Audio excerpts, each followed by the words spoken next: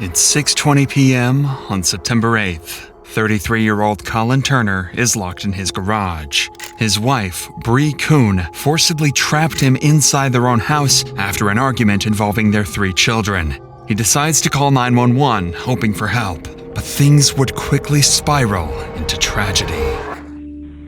Sheriff's Office emergency.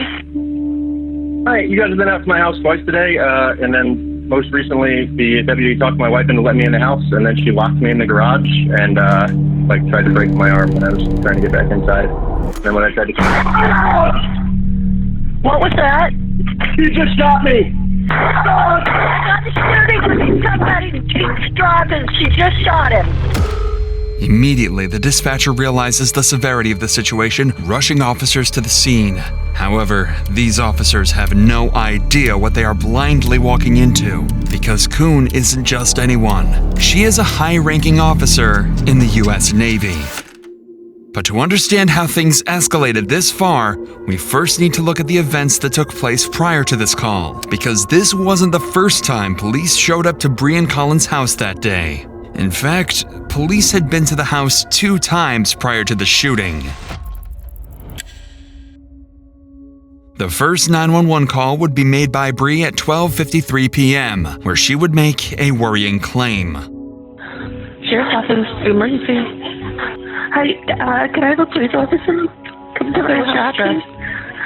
6184. Okay, what's going on? My husband pushed me up against the wall and threw me on the floor. Okay. Does anyone have any weapons? No, there's guns in the house. And what's your first and last name? Bree Kuhn. I don't want him to take my daughter. Okay, give me one moment so I can have my deputies on the way, okay? Don't hang up. Police immediately rushed to the scene. Upon arrival, however, they were met with an unexpected sight. Colin, Bree's husband, was seated outside, already waiting for them, not Bree, who had made the 911 call. We talked to you guys separate. His daughter probably go inside, and when we go inside and talk to you. She's got a shotgun and her pistol in the bedroom with her. Okay. And my pistol is on the dashboard of my truck. I'll put it there all pretty for you. Okay, you stay out here, man. I'm stolen. Her name's Bree. Her name's Bree. She's got both the kids in there with her. Alright. Do me a favor and lift your shirt up a little bit. Yeah. So why don't you give me a rundown on what happened during your argument? Alright, so she called you right now because she figured out that I want to take my kids to my parents' house in Georgia. More for me, I guess, me to have a break from her. A little bit of backstory. In March, she tried to after she was inpatient, and then she was outpatient group for a while. She got kicked out of that group. So she was diagnosed with borderline personality disorder in March or April. Got kicked out of her first therapy group, got kicked out of her second therapy group, and she skipped her last 2 individual therapies. Okay. Well, so what happened today causing her to pick the phone up and call? I guess she called 911. I didn't look. She found out I was packing my car. That's what the upset was. Yes. That you're going to Georgia to see their grandparents. Yep. And then is she was she allowed to go? Like, did you plan on her coming? No, I didn't plan on her coming. Okay, you're just gonna do it, take a break? Yeah. And they're your kids, right? They're my kids. Okay, y'all are married, had kids? Married. They're your blood? They're both of our kids, and then I have a stepdaughter who's probably gonna be here in about 45 minutes from school. Okay. And my stepdaughter is fully hers legally, as she told me before. If I Kylie's my 12-year-old, she said, if you take, I can't stop you from taking the little kids because they're yours, but if you take my 12-year-old, I have press charges. Colin clearly fears for his kids' safety because of Bree's mental health, and he tried to take matters into his own hands. He had decided that taking the kids away temporarily would be best for them, but Bree refused to let this happen. This morning, my laptop was missing. Been all around the house for it. Finally, wait a minute, the dishwasher was running all night with my fucking MacBook in the dishwasher. It's a $2,500 computer. So it was the start, well, I guess, culmination of a long bad tap. Okay. And cut me off from all the credit cards she has control over. She's the primary breadwinner in the family. It's worth noting that Colin had also been in the Navy, but had retired early. With little financial support from him, Bree took on the responsibility of covering the family's expenses, and her job as a high-ranking Navy officer became the primary source of income for the family. Perhaps that's why she felt entitled to take away all of Colin's credit cards. But that would not be the only thing she tried to take away from him. It's not healthy for the kids to be around it. She's made repeated comments to the kids, both the 3 and 4-year-old, since, well, today. Well, police are coming to save us because Daddy hurt Mommy. First of all, I didn't. Second of all, you don't tell a child that. Sure. Was at any point in time, did it get physical? I told you I tried to grab my daughter last night, and she got physical and stopped me. So I backed the fuck off at that point. That kind of allegation is the last thing I need. At this point, police couldn't intervene without clear evidence of violence. Colin denied laying hands on Bree, and with no visible injuries, signs of a struggle, or immediate threat, officers decided to leave the residence. But just before they left, Colin made a chilling remark. It's going to be the first who crosses the line, you know? Fuck, it sucks, man. Yeah. Well, we can't be getting too far into people's lives. I mean, if a crime occurred, yeah, good to go.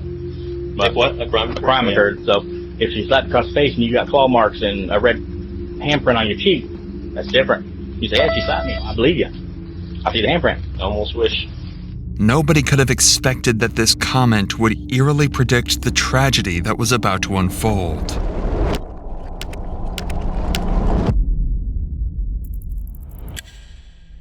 Dispatch would receive a second call at 5 p.m., just 4 hours after the initial one.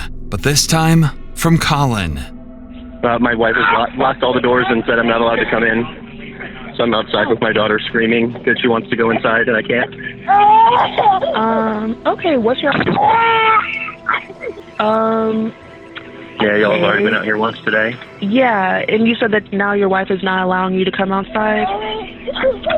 Come inside, yeah. Come inside the home? Yeah. Okay. Isn't there like another child home as well? Yeah, Right? my 4-year-old's inside. She said he's napping, and my 12-year-old stepdaughter is inside. At this point, Bree has chosen to lock Colin out of the house, along with their 3-year-old daughter. And with the couple's arguments becoming increasingly tense, the police return to resolve the situation. Hello. Yes, sir. Indeed. What can I do for you? I'm Deputy Lynn with the North County Sheriff's Office. Hey, my wife won't let me in my house. Okay, is this wife? Yep. So, Okay, can I talk to you over here? Ma'am? Hey, can I just have you wait right there for just one moment, okay? So what's going on today, sir? she's got mental health stuff going on. I was trying to leave for Georgia to get a break from her for me and the kids earlier today. And she called you guys. Took my photo ID, all my access to money and everything. Okay. And then took the kids inside and locked me out. I've been locked outside in my driveway. Okay. For the last couple hours. You live here? Yeah, we're co-owners. We both. Okay. So I've been on the phone with family advocacy through the Navy and all that most of the day. So I haven't cared that I'm outside. Okay. Until she came outside with my daughter on the porch. Screaming. So I came over and she gave my daughter to me, and that's kind of like the last straw. You guys, so are you guys still married? I mean, for now, yeah. It's still legal and it's common property. Yeah. Yeah. So she's not allowed to stop me from entering my house. If it's your house and you still live here, by all means, you got to enter your home. However, you got to enter your home. Yeah. So she's allowed to change the locks, and I'm allowed to break a window. Is that what you're saying? I'm not telling you to break a window. If you want to tear, I mean, it's your property. However, you got to get into your house. You got to get into your house. If it's your home and you live here and you've got your items in there, if you got to get in, however you got to get in. You can't like escort me in, and let me in. Well, I'm going to talk to her in just a second. We'll figure out what's going on. But at any point with this argument, was it physical? Was it anybody hit, scratch, kick, bite, push, anything like that? Poke, anything even? Nope. Okay. Yet again, Colin expresses that nothing physical had happened between the two, and Bree's mental health spiraling out of control is the reason for their ongoing argument. But with Bree now outside, the officer makes his way over to her, and she describes her side of the story much differently. And so he's wanting to take him to Georgia? Yeah, I was talking to him about wanting a divorce, but he said it doesn't take the kids to Georgia, and he can because we're still married. Okay. Got into an argument about it. He pushed me up against the wall. He threw me onto the floor in the bathroom. And that's when I called the police. Earlier today. Then I locked him out. Well, he had been in contact with my command. So he said that there's allegations of emotional abuse. So obviously I don't want him in there. Okay. You know, him and I arguing in front of the kids, so I Okay. left him out. My daughter, she wakes up sometimes, like in Oval from naps or whatever. Sure. And it's usually like him and I will pass her back and forth. It's kind of, you know, she's fickle. Who Okay. she wants better. So she woke up from the nap and... When you say your daughter, you mean that one? Yeah. Okay. Yeah, when she woke up like that, I brought her out here because she's used to him and I, so I brought her out here. Okay. So he can help calm her down. He snatched her from me and then started trying to use her to, I don't know. Okay. He said, she doesn't want to come in the house unless Daddy's there. Okay. Being manipulative. Okay. It's not a So, good environment. It's his house too, right? And he lives here too? So we can't lock each other out of the house. I mean, if we do, he's got every right to enter the house however he's got to enter the house. Yeah, that's fine. Okay. And same thing, if we change the locks, he's got every right to get in the house however he's got to get in the house, okay? Okay. If he lives here, he's got property here. For the betterment of your daughter, whatever you guys got going on, you got to put aside for the kids. You see Well, what I'm I saying? agree, but he told me not to talk to him. So Okay. I'm not going to let him in the house, but he's going to come in and start arguing. But at the same time, that's leaving the child. I mean, that's kind of leaving the child out here fend for herself. Does that make sense? Yeah, for sure. So Okay. I don't want him to do that. Okay. But, I mean, I can't stop him from going inside the house. But that's fine. I just wanted Okay. him to me so that she's not out here. Okay. They said earlier that since I didn't have any bruises, and Okay. there was nobody to witness Right. him getting physical with me, Okay. that they should do. Despite Bree accusing Colin of assault, the deputy found no evidence of injury or signs of an altercation on either of them and left the house once again. No one could have anticipated just how much this situation was about to escalate, changing the life of this family forever. And it's in times like these where you realize how quickly life can change. Life can change in an instant. That's what happened in November 2021, when a father of two who was tragically shot and killed while attending a pop-up party held at an Orlando business complex that lacked proper security. His grieving family needed help fighting for accountability, facing powerful property owners. They turned to the sponsors of today's video, Morgan & Morgan. Their experienced attorneys fought hard and secured an $11 million verdict for the family. If you're seriously hurt because someone else was negligent, your injury could potentially be worth millions. They don't settle for lowball offers. They fight for the maximum compensation you deserve if you become their client. And crucially, unless they win your case, the fee is absolutely free. You pay nothing if they don't win for you. They've achieved significant verdicts recently. They won $12 million for a car crash victim in Florida and $26 million in Philadelphia, often getting 30 or 40 times more than the insurance companies initially offered. Wondering if you have a case? It takes only a few minutes to find out. You can start your claim now with Morgan & Morgan by visiting www.forthepeople.com/insanity bodycam, found in the description, or by scanning the QR code on the screen. Sheriff's Office emergency. Hi, you guys have been out to my house twice today, and then most recently the deputy talked my wife into letting me in the house, and then she locked me in the garage and tried to break my arm when I was trying to get back inside. She's currently got me locked in the garage because earlier she broke both of the big doors, and then when I came out here to fix it after getting in the house earlier, she locked the door behind me. And then when I tried to What was that? You just shot me! I got the shooting with somebody. She's driving. She just shot him. I just heard 4 shots. Sir, are you there? Sir, are you there?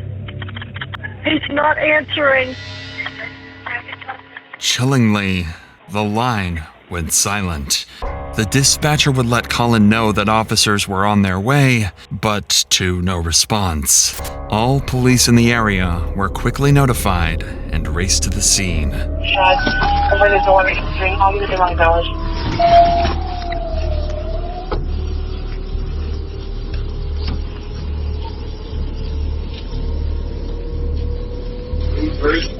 Right in the garage door. Anybody else in there? Can we open this? Police would arrive just minutes later, but by then, it would be too late. Colin was found deceased in the garage, lying in a pool of his own blood. While forensic investigators processed the scene, other officers secured Bree, who appeared to be in a state of shock. This is Debbie Lowe. Come here, sweetheart. It's okay.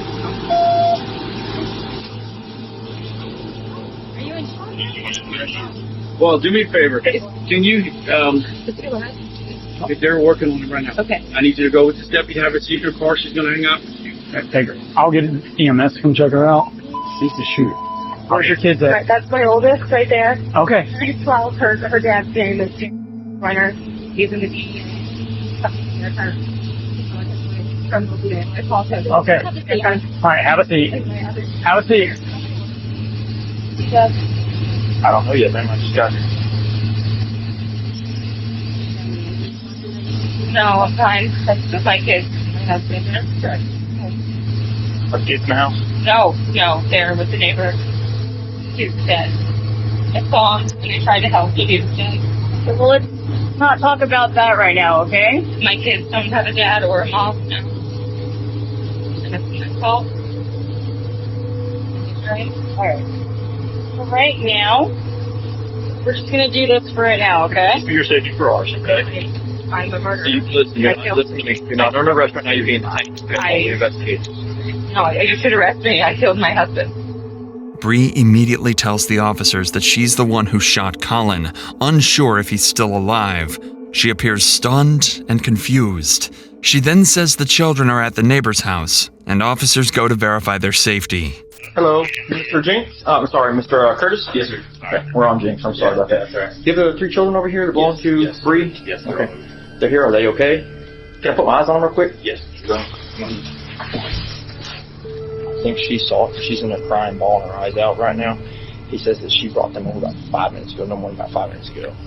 So, I don't know which one of the children saw it. The 2 little ones aren't crying or upset, but the 12-year-old, 13-year-old, I think it is. We'll get she's obviously upset, so she's obviously seen something.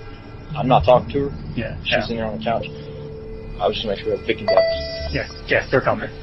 With the kids safe and accounted for, Bree is taken to the police station for formal questioning. Though she'd confessed on Bodycam to shooting Colin, detectives knew that an informal admission alone might not hold up strongly in court, especially given Bree's position as a high-ranking Navy officer. Their goal now was simple: to get Bree's confession documented on record and remove any room for doubt or manipulation later on. But as soon as the interview began, Bree completely changed her story. I talked to a lot of people tonight, okay? But I feel like your voice is the most important. I want to give you the opportunity to kind of explain. He pushed me up against the doorway. He threw me on the ground and said nobody would believe me because I was a crazy bitch. I told him that I wanted a divorce. So he was just trying to take the kids. He was in the garage again and I locked him out. He tried coming in, so I blocked the door and he kicked my foot and was trying to push to go to the door. And I was trying to keep him out. I shot him. He was still coming towards me. I don't think I shut the door. Bree claims she shot Colin in self-defense. She tells the detectives that she was assaulted by Colin and feared for her safety. However, her story is inconsistent with what the officers witnessed on the scene. Bree had no visible injuries to support her claim, and so the detectives continue pushing for answers to make a clear timeline of events. How many times did you shoot him, Bree? I didn't mean to shoot him. He said something and just the look on his face. What was the look on his face? He was gonna kill me. Where did you get the gun? And you said you came to the door. Did you already have the gun in your hands? Why did you have the gun when you went to the garage door? I just wanted them to go. Why did they arrest him when I called the police? Why did they arrest him? I didn't want him dead.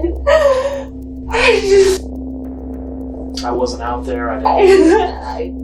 Bree evades their question by shifting the blame entirely onto the officers. Failing to accept responsibility for the killing, Bree now decides to stop answering any questions entirely. I don't want to talk about it anymore. I have to talk to my dad. Get your phone with his real important for us to understand your perception of what was going on with your husband. I don't want to answer any more questions. I have to talk to my dad. Before we let you call her dad, can we give you just a little bit of information so you understand how important it is that we get your statement? Bree, he was on the phone with 911 when this happened. Okay, so we have an audio recording of when this happened and what was going on. Okay. The only thing that we have on that recording is your husband talking to our dispatch saying that you locked him in the garage. Your husband is calm. Okay. And then the second later, the door opens, one shot goes off. He tells our dispatch, she just shot me. About 5 more seconds go by and 3 more shots go off. Okay, that is very important information, but we can only see so much of it. It was me. What was you? I shot him. I told you. What was he doing? You said he made you do Coming this. towards me. No. I didn't say that, and I don't want to answer any more questions. I want to talk to my dad. But I need a lawyer. Knowing she does not have much of a self-defense case, she brings the interrogation to a sudden end. The officers then allow Bree to call her father, and she wastes no time telling him what went down. Hello? Daddy. Hey. Where are you? I'm in an office. Daddy. You're at the police? Yeah. You're at the police station? Yeah. I killed Colin. I know you did. I know you did. I'm just trying to figure out why. Threatening you or... Even to her father, Bree fails to give him a reason for the killing and doesn't confirm that Colin had actually been threatening her at the time. And despite Bree's previous claims, the interrogation ultimately concluded with her being arrested. During her trial, Bree was found guilty of murdering her husband, Colin Turner. Here's what actually happened. After the cops left following their second visit, Colin entered the house to collect his belongings, which Bree had taken from him hours earlier. When Colin stepped back into the garage, Bree locked the door behind him, trapping him inside. It was then that Colin messaged friends and family before making the 911 call. During the call, Bree returned, opening the door with a gun in her hand. While Colin was still on the phone and Bree stood behind him, she fired 4 shots into his back, leaving him with no chance of survival. In September 2024, Bree Kristen Kuhn was convicted of first-degree premeditated murder and sentenced to life in prison without the possibility of parole.